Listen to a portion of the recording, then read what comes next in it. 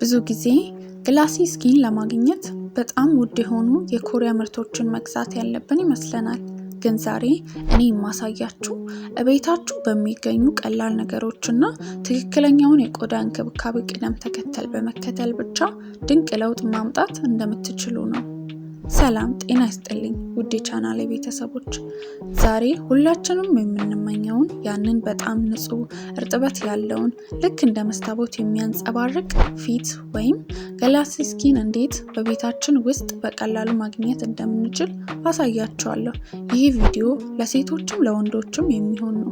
እስከ መጨረሻው ከኔ ጋር ከቆያችሁ በዚህ ቪዲዮ ማጠናቀቂያ ላይ ማንም የማይነግራችሁ 3 ወሳኝ የቆዳ ምስጢሮችን አጋራችኋለሁ። ሰብስክራይብ ካላደረጋችሁ አሁኑኑ ሰብስክራይብ በማድረግ ቤተሰብ ሁኑ። አሁን በቀጥታ ወደ መጀመሪያው ደረጃ እንለፍ። አንደኛ፣ ፊትን ማጽዳት።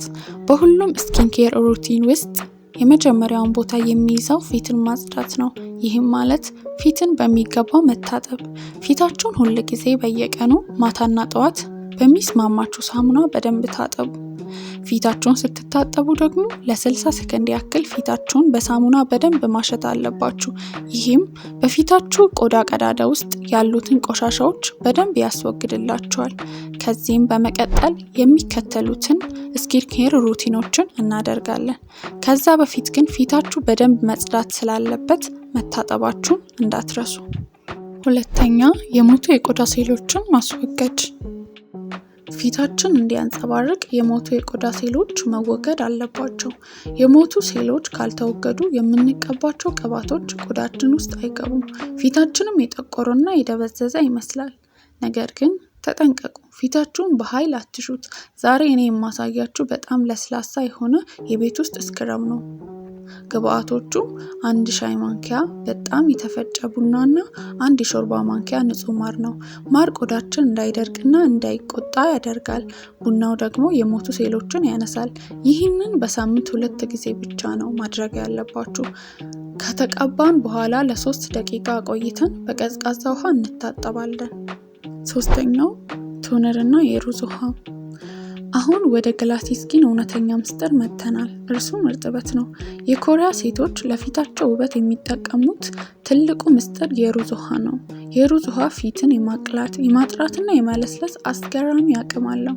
የሩዝ ውሃ አዘገጃጀቱን ግማሽ ኩባያ ሩዝ በደንብ እጠቡት። በመቀጠልም ንጹህ ውሃ ጨምራችሁ ለ24 ሰዓት እቤታችሁ ውስጥ አስቀምጡት። ውሃው ነጭ ሲሆን አጥልላችሁ በስፕሬይ ማሰሮ ውስጥ በማድረግ ይህንን ቶነር በቀን 2 ጊዜ ፊታችሁን ከታጠባችሁ በኋላ ተጠቀሙት። ልዩነቱን በ3 ቀን ውስጥ ታዩታላችሁ። አራተኛ፣ ሴረምና ሞይስቸራይዘርን መቀባት። በመጀመሪያ በቆዳችሁ መሰረት የሚስማማችሁን ሴረም ተጠቀሙ።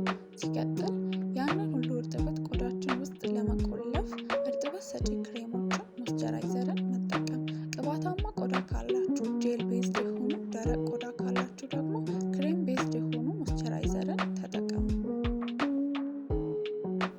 አምስተኛ፣ የፀሐይ መከላከያ። ይህንን ካላደረጋችሁ እስካሁን የሰራችሁ ስራ ሁሉ ከንቱ ነው የሚሆነው።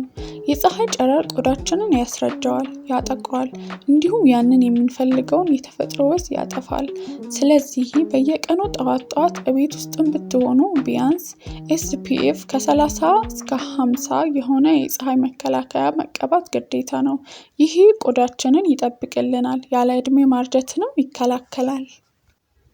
አሁን ደግሞ ቅድም መግቢያ ላይ ቃል የገባሁላችሁን 3 ወሳኝ የቆዳ ምስጢሮችን እንገራችሁ። አንደኛ፣ ውሃ በብዛት መጠጣት። ከውጭ የምንቀባው ነገር 20% ብቻ ነው የሚይዘው። 80% ውበታችን የሚመጣው ከውስጥ ነው። በቀን ቢያንስ 2 ሊትር ውሃ ጠጡ። ሁለተኛ፣ የትራስ ጨርቅን መቀየር።